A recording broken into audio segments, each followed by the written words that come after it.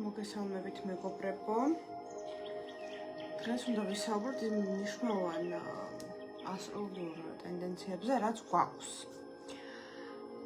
შემოდით და თქვენს კომენტარებსაც ახლა ვნახავ კომპიუტერით, მეგობრებო. რა კითხვებიც იქნება?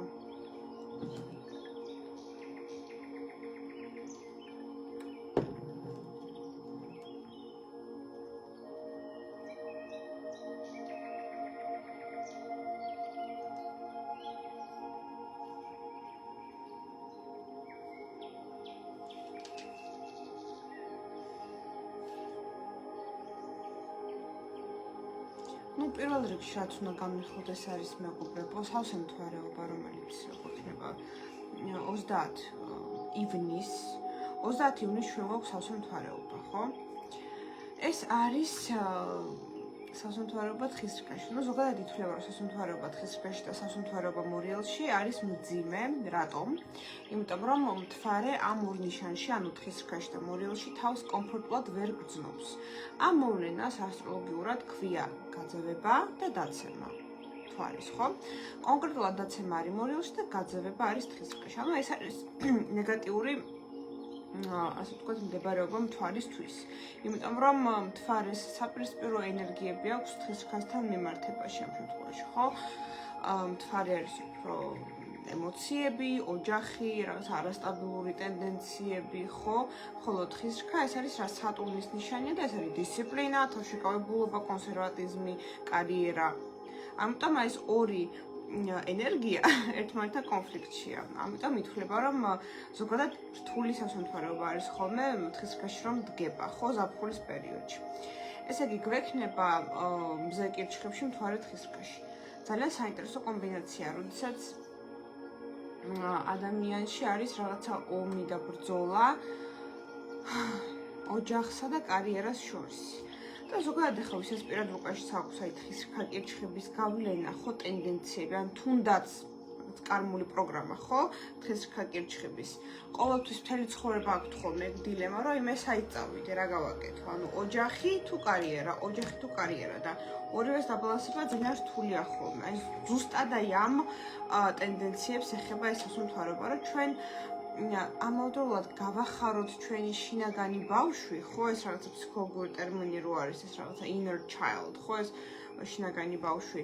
ამავდროულად ეს ჩვენი რაღაცა პასუხისმგებლობა, ჩვენი რაღაცა დასრული მე, ხო? შეიძლება ასე ითქვას, რომ სუპერეგო, ხო, ფროიდისეულად. ესაც გავახაროთ. ხო, აი ძალიან საინტერესო ეს ფსიქოლოგიური, თუმცა რთული სასამართლოება, ხო? ამ პერიოდში ჩვენს პიროვნებაში არსებულ ბავშვს და ზრდასრულ პიროვნებას შორის არის ხოლმე ჭიდილი. იმიტომ რომ ბავშვს თავისი კაპრიზები აქვს. ბავშვი ამ შემთხვევაში კირჩხები გამოდის და ზრდასრული პიროვნება თხისრკა, ხო?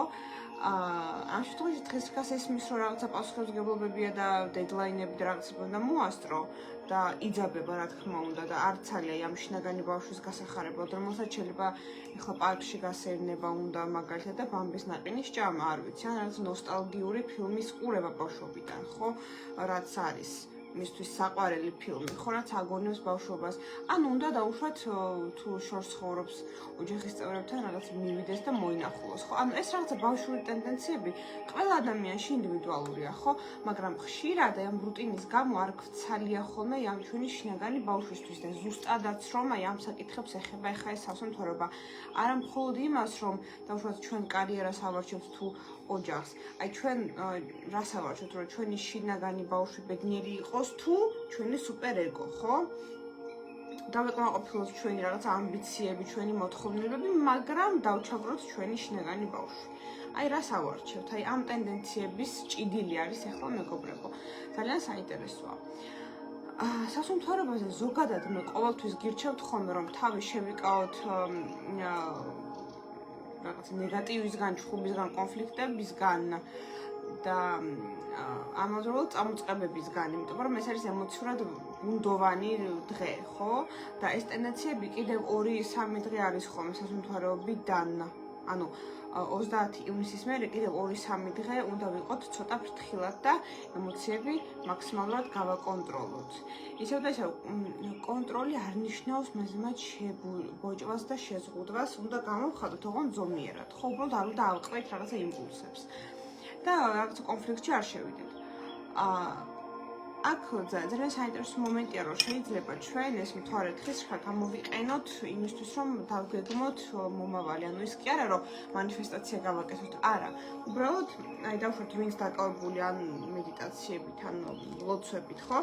იფიქროს იმაზე, თუ რა მიღწევები უნდა ცხოვრებაში სამომავლოდან, რა მისი თვისება მას ხელს უშლის, რომ წინ წავიდეს ცხოვრებაში, ხო? აი, ამაზე ფიქრი ისთვის კარგი დღე არის 30 ივნისი, თუმცა ისევ და ისევ არანაირი შენაძენები, დოკუმენტებზე ხელის მოწერა, ოპერაციები თუ შეგიძლიათ გადადებით, არანაირი სერიოზული წამოწყებები. არა მხოლოდ 30 ივნისს, კიდევ 2-3 დღე, როგორც ვამბობთ ხოლმე, იმიტომ რომ სასუნთქარეობას ძლიერი ენერგეტიკა აქვს და სანამ კლებისკენ წავა, 1-2-3 დღე მაინც არის ეს შენარჩუნებული სასუნთქარეობის ეგრეგორი. ამიტომ აუცილებელი რომ ეს გავითავისოთ. რა ნიშნებს შეეხება განსაკუთრებით ეს არის თხის ვერძის ასწორი კირჩხი. განსაკუთრებით ეს ნიშნები, ხო, კარდინალური ხარისხის ნიშნები იგრძნობენ მოკლედ აი ამ სასუნთქარეობის ენერგიებს და ვისაც აქვს პირად რუკაში გავლენა ამ ზოდიაქოს ნიშნების. ამიტომ აუცილებელია რომ ყველამ იცოდეს თავის პირადი რუკა, რომ იცოდნენ რა პერიოდში რა ტენდენციებია ინდივიდუალურად მისთვის, ხო? ეს მნიშვნელოვანია და ყოველთვის ვამბობ ხოლმე, რომ უნდა ვიცოდეთ პირადი რუკა.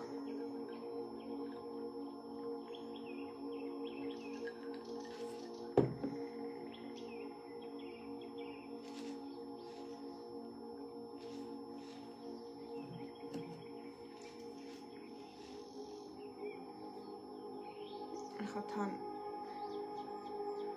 უკვე მიჭედავს კომპიუტერი. მოკლედ დღეიდან არის რეტროგრადული და უკვე გამიჭედა. ხო, მერკურის რეტროგრადულობაც დაიწყო, მეგობრებო, ხო? ზოგისთვის საყვარელი, ზოგისთვის პირიქით საძულველი. მერკურის რეტროგრადული სვლა, რომელიც გვაქვს ხოლმე წელიწადში 3-ჯერ. დაახლოებით ესე 1 თვით.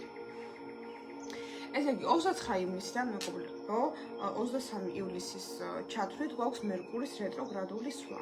მერკური არის კავშირში კომუნიკაციასთან, გაყიდვებთან, ინფორმაციასთან, ხო? ამიტომ, როდესაც რეტროგრადული პერიოდი დგება მერკურის, რა თქმა უნდა, ტექნიკა ჭედავს. რაღაცა მისკომუნიკაცია და გაუგებრობებია ხოლმე. არ არის კარგი ტექნიკის შეძენა ამ პერიოდში, იმიტომ რომ ხშირად, შეიძლება რაღაცა არც თუ ისე ტექნიკურად გამართული შეიძინოს და მერე გამოცვლა მოგიწიოთ ან გარემონტება, ხო? კიდევ ამ პერიოდში ხშირად ამბობენ, რომ ბრუნდებიან ყოფილები, მაგრამ ახლა მაინც ამ პერიოდში არა მხოლოდ. ახლა ყოფილებზე როცა ვლაპარაკობთ, თუ ეს არის რაღაცა სასიყვარულო ურთიერთობა, აქ უფრო ვენერას რეტროგრადია ხოლმე. ვენერა ხო სიყვარულის პლანეტა, როცა არის რეტროგრადული, უფრო მაშინ არის ხოლმე აქ ტენდენციები ყოფილების დაბრუნების, თუმცა ზოგის შემთხვევაში მერკურის რეტროგრადის დროსაც ბრუნდებიან ხოლმე, მაგრამ აქ მარტო ყოფილებზე არ არის, აქ არის საუბარი უბრალოდ ხალხი წარსულიდან, სიტუაციები წარსულიდან, რაც თქვენს კარმულ დამუშავებას მოითხოვს. ანუ თუ ადამიანი გამოჩნდა ეხლა თქვენ პერიოდში 23 ივლისამდე, ხო? ესე იგი რაღაცა კარმა არ არის დახურული ამ ადამიანთან, ამ სულთან. ესე იგი რაღაცა ვალი, ან პირიქით უბრალოდ ეს პერიოდია, რომ თქვენი ურთიერთობა უფრო უნდა გაღრმავდეს, ან რაღაცა წენა იყო და უნდა ისაუბროთ და გაარკვიოთ. მოკლედ, ეს არის რაღაცა აი ძველი სიტუაციების ეხლა განვრცობის, განვითარებისთვის იდეალური პერიოდი, მაგრამ ეხლა რაღაცა ახლის დაწყება არ ვარგა, მაგრამ ძველის გამოსწორება არის იდეალური, ხო? მერკურის რეტროგრადულობის პერიოდში. ხშირად ეშინიათ ხოლმე, რომ მერკურის რეტროგრადულობა და რა დაგვემართება, მაგრამ ეს ასე არ არის. ახლა ეს წელიწადში 3-ჯერ არის ხოლმე და იცით თუ არ იცით, ამოწმებთ თუ არ ამოწმებთ, მაინც არის ხოლმე ეს მერკურის რეტროგრადულობა გემრიელად წელიწადში 3-ჯერ. ხო, ჩვენ არ გვეკითხება ხოლმე, როდის დაიწყოს და დამთავრდეს. ამიტომ ეს არ არის ტრაგედია, უბრალოდ რაღაცა ტენდენციები არის გასათვალისწინებელი. ხო, რომ ცოტათი გონება იბინდება, რაღაცები გვავიწყდება, ამიტომ უფრო რთულია ხოლმე სწავლა, ახალი ინფორმაციების ათვისება ამ პერიოდში, ხო? რაღაცა გონება არეულია, ბევრი აზრებია წარსულზე, ნოსტალგიები შეიძლება იყოს, ხო?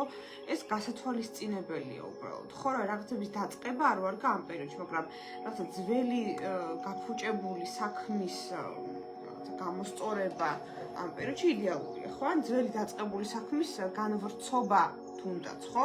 მაგისთვის კარგი პერიოდია ნამდვილად. კიდევ მოვერიდოთ დოკუმენტებზე ხელის მოწერას აუცილებლად, იმიტომ რომ რაღაცა გაუგებრებებია ხოლმე, ხო, კონტრაქტებში ის პატარა შრიფტი და ასე შემდეგ. ან ის რაღაცა პუნქტი, რომელიც ძალიან მოკლედ წერია ბოლო გვერდზე და რო არავინ არ აქცევს ზედათ ყურადღებას, მოკლედ შეიძლება მე რაღაცა აქილევსის ქუსლი იყოს თქვენთვის. ამიტომ დოკუმენტებთანაც ფითხილად ამ პერიოდში თუ მაინც გიწევთ ხელის მოწერა, რა თქმა უნდა ფრთხილად გააკეთოთ ეგ, მაგრამ თუ შეიძლება თავიდან არიდება და გაწელვა და მერე გაკეთება ამ ხელმოწერის, უმჯობესია მერე გაკეთდეს.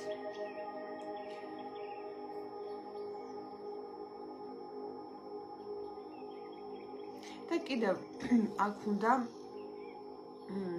მოკლედ რჩევები არა მხოლოდ რაღაცა თვითრეფლექსია, ხო, ეს ფსიქოლოგიური მომენტი, რომ ადამიანი დაალაგდეს თავის თავში ამ სასუმთვარეობაზე. კიდევ რა შეიძლება გაკეთდეს? პირველ რიგში სასუმთვარეობა გვაძლევს საშუალებას ენერგეტიკული წმენდებისას. ამიტომ შეგიძლიათ რომ ენერგეტიკული წმენდები ჩაიტაროთ, ეს შეიძლება იყოს ლოცვები, ეკლესიაში წასვლა მაგალითად, ეს შეიძლება იყოს მედიტაციები, ხო, იოგაც კარგია, ანუ ყველაფერი ის, რაც ენერგეტიკულად გვასუფთავებს ნეგატივისგან, ეს იდეალურია სასუმთვარეობის პერიოდში. ნამდვილად, რომ თქვენი რაღაცა დარდი, ნეგატივი გააყოლოთ ამ სასუმთვარეობის ენერგიებს.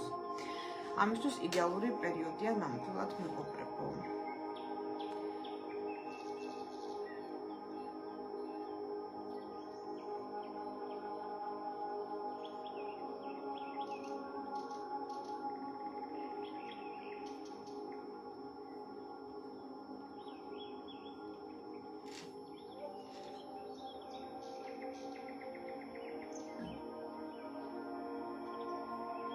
ეხლა ძალიან ისეთი საინტერესო და დინამიური პერიოდია ნამდვილად. იმიტომ რომ გვაქვს მარსი ურანის შეერთება და მერკური იუპიტერის.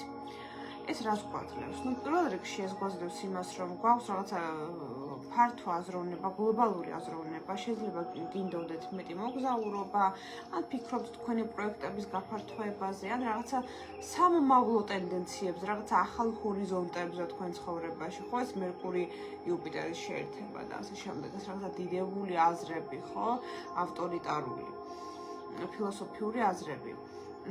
მარსი ურანის შეერთება ეს ცოტათი სახიფათო ასპექტია, რატო ახლა ამას ვიტყვი, იმიტომ რომ ეს არის რა ტენდენცია, რომ მე მინდა გამთავისუფლდე, მე მინდა სადღაც გავიქცე, მე არ მომწონს ზედმეტი პასუხისმგებლობა, მე მინდა სიახლეები, ექსპერიმენტები და ასე შემდეგ, მაგრამ ეს სიახლეები და ექსპერიმენტები ყოველთვის არ არის უსაფრთხო, ანუ ხანდახან შეიძლება რომ რაღაც პირიქით პრობლემა შეიქმნათ, ხო, იმით რომ დავუშვათ, გინდოდეთ რაღაცა სიახლეები და აი გაქცევა ამ რაღაცა რუტინისგან. ხშირად ეს რისკთანაც არის დაკავშირებული, ეს რისკი არ არის ყოველთვის გამართლებული, ხო, და შეიძლება რაღაცა ცოტა თვით დამანგრეველი ტენდენციებიც იყოს მერე. ამიტომ აქ აუცილებელია რომ რაღაცა ლოგიკური აზროვნება ჩავრთოთ და ყველა ჩვენს იმპულსს და მოსულა აზრს მაინც არ აუყვეთ. და რაც შეეხება აზრებს, კიდე ერთი ისეთი ასპექტია და ეს აუცილებლად უნდა განვიხილო, ახლა დეპრესიული და ნეგატიური აზრები ბევრს ექნება. ფაქტობრივად ყველას, იმიტომ რომ ეს არის მერკური პლუტონის ოპოზიცია. პლუტონი არის ისე დრამატული პლანეტა, რომელსაც უყვარს გრევა, ტრანსფორმაცია, ღრმა შინაგანი კრიზისები და ასე შემდეგ.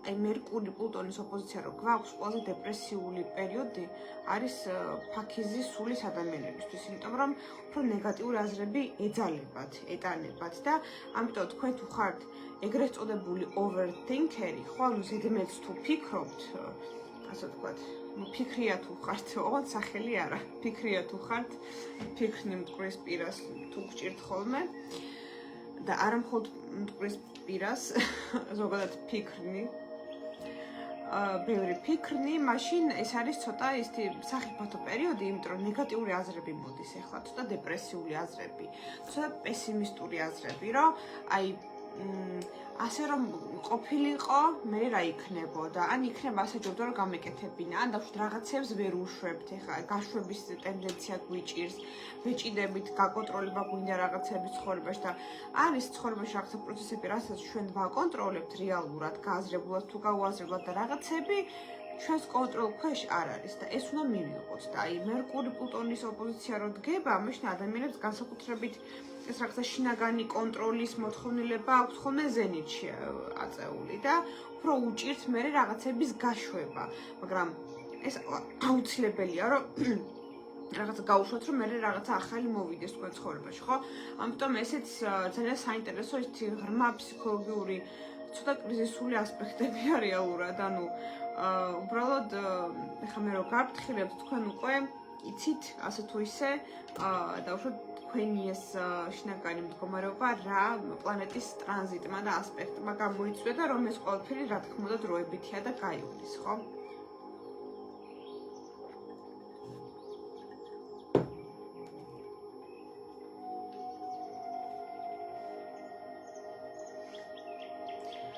მოკლედ ეს დაძაბული ტენდენციებიც რა თქმა უნდა დროებითია მეგობრებო. რაღაც კითხვებიც დაიწერა, ახლა ვნახოთ.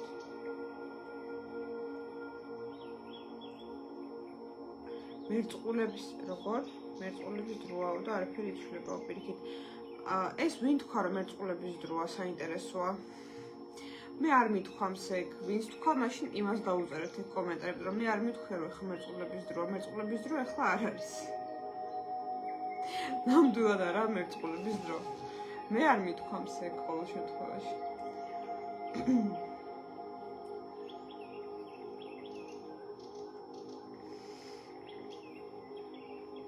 კირჩხებზე და მორიელზეა კითხვა, რაც შეეხება კირჩხებს და მორიელს, ну ახლა რა თქმა უნდა მზე კირჩხებშია, მეგობრებო, ანუ წყლის სტიქიაში და ახლა ითვლება, რომ აი თევზებისთვის, მორიელებისთვის, კირჩხებისთვის არის კარგი პერიოდი, მაგრამ აქ არის მაგრამ. თქვენ თუ იცით თქვენი პირადი რუკა, თქვენი პერსონალური ტრანზიტები, მხოლოდ მაშინ შეიძლება გაიგოთ ინდივიდუალურად თქვენთვის როგორი პერიოდია. იმიტომ რომ კი შეიძლება ჩვენ ვთქვათ, რომ ახლა კირჩხების პერიოდია, მაგრამ თქვენ თუ კირჩხები ხართ და გაქვთ რაღაცა ტრანზიტულად, არ ვიცი, მზე სატურნის ოპოზიცია ტრანზიტულად. მძიმე პერიოდი იქნება მაინც, ამიტომ ეს ინდივიდუალურია ძალიან, ახლა მე ზოგადად ვამბობ ახლა, ზოგადად ვსაუბრობ, მაგრამ არ მიყვარს რაღაცა ერთ ქვაბში მოხარშვა ყველა ზოდიაქოს ნიშნის და ყველა ადამიანის, იმიტომ რომ ეს ტყუილი იქნება ჩემი მხრიდან, ახლა მე არ მიყვარს. ასე ტყუილი პროგნოზები, თქვენ იცით, რომ მაგის წინააღმდეგი ვარ, ხო? ვინც დიდი ხანია მიყურებს, იციან, რომ ასეთ სისულელეებს მე არ ვაკეთებ. ნამდვილად, იმიტომ რომ სისულელეა, ვიცი. და მე არ მინდა რომ სისულელე გაჭამოთ. ბევრი სისულელე იწერება ისედაც ინტერნეტში და არ მხოლოდ ინტერნეტში.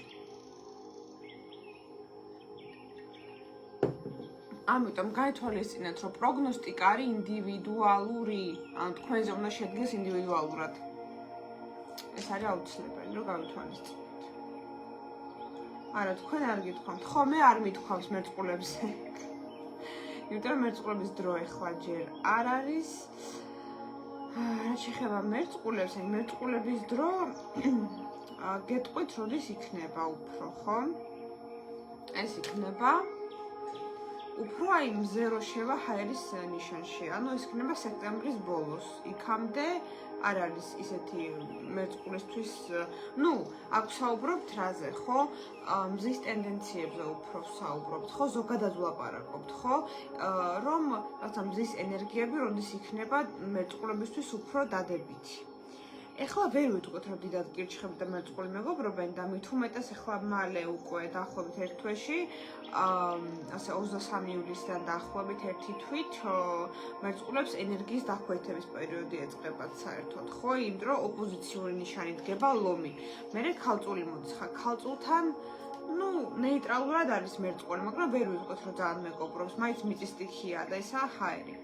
და მერე უკვე ასე სექტემბრის ბოლოდან შევა სასწორში და მერე დაიწყება უფრო მერწყულებისთვის რაღაცა ზენიტური პერიოდი. ოღონდ ისევ და ისევ ეს არის ინდივიდუალური და გააჩნიათ ტრანზიტებს. ანუ თქვენ ტრანზიტებს გააჩნია, იმიტომ რომ ყველა მერწყულისთვის არ არის ერთნაირი პერიოდი და არც არასდროს ყოფილა და არც იქნება, იმიტომ რომ ყველა არის ინდივიდუალური.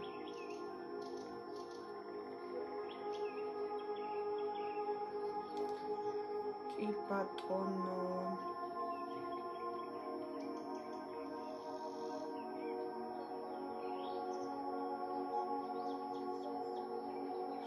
ძალიან ცოტა დეპრესიული პერიოდიც არის. აი, მზე ნეპტუნის კვადრატი, მზე სატურნის კვადრატი ზღვაქ.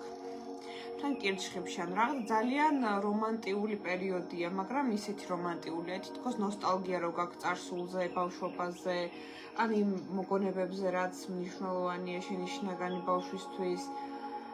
რაღაცა ცოტა რო იზღუდები შენს ფიქრებში და რაღაცა ილუზიები გაქვს, ფანტაზიები წარმოსახვა განვითარებული და ამ შემდეგ, აი ასეთი ტრანზიტები ეხა ნამდვილად.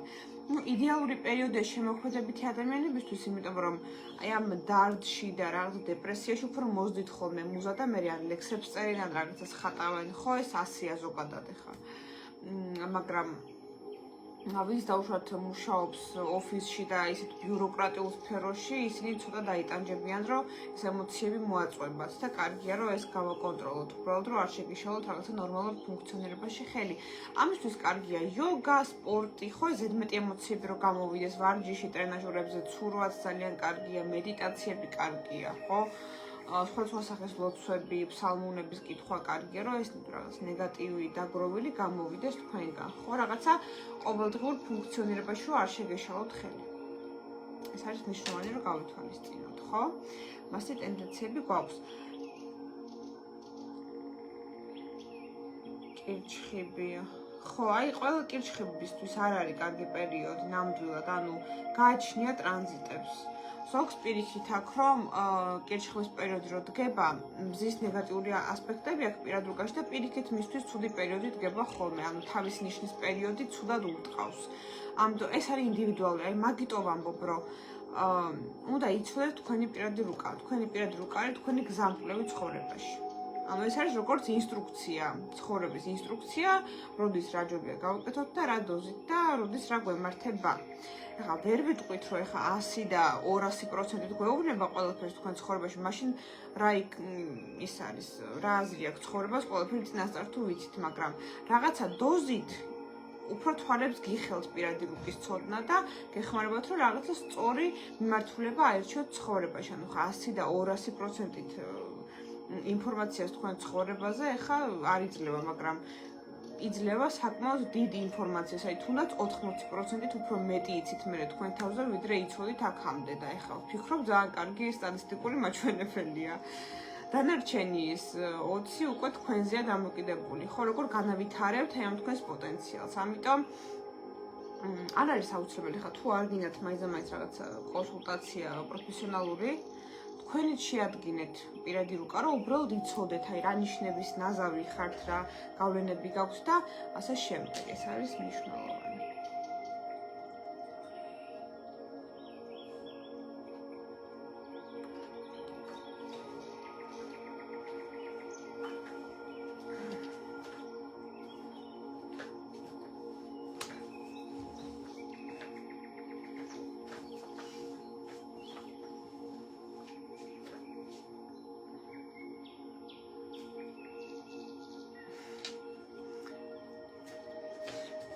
ჩემი კატა შემოვიდა და დახტის.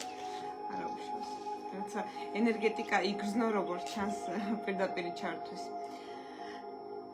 კი ბატონო, ვინც ახლა შემოხვედით მეგობრებო, ვისაუბრეთ სასუნთქარეობაზე 30 ივნისის დეტალურად, აი რა ტენდენციები და რა გავაკეთოთ, კიდევ მერკურის რეტროგრადულობაზე ვისაუბრეთ და ასევე კიდევ ერთხელ შევეხეთ იმას, რომ აუცილებელია პირადი რუკის ცოდნა. და კიდევ ის ასპექტირებები, რაც გვაქვს ახლა ცისკაბადონზე, ესეც განვიხილეთ. ვისაც დაგაინტერესებს დაუშვათ ან კონსულტაცია ჩემთან გასაუბრება, ან ბედის მატრიცა, პირადი რუკის ანალიზი, ან ნებისმიერი სხვა სერვისი რაც გვაქვს, ბევრი სერვისი გვაქვს. მოგწერეთ ან WhatsApp-ზე, WhatsApp-ის ნომერი მითითებულია ჩვენს Facebook-ზე, ან მოგწერეთ Messenger-ში მეგობრებო, ან დატოვეთ კომენტარი და რა თქმა უნდა, ჩვენი ადმინები მოგწერენ.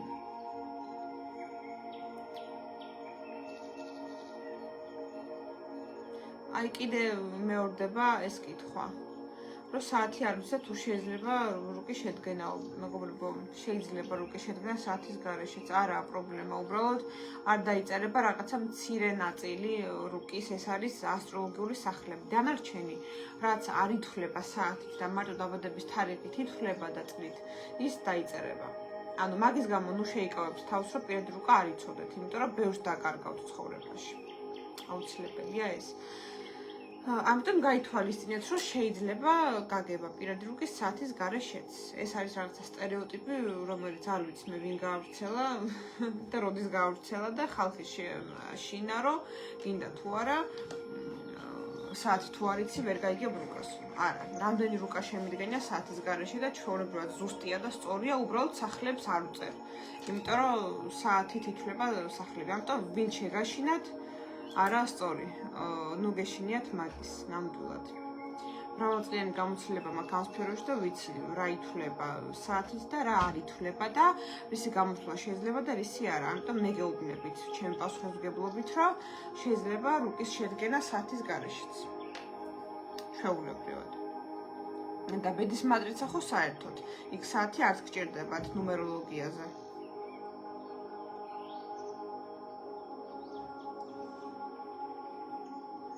მეგობრებო, გისურვებთ კარგ სასუნთქარეობას და კარგ პერიოდს ახლა.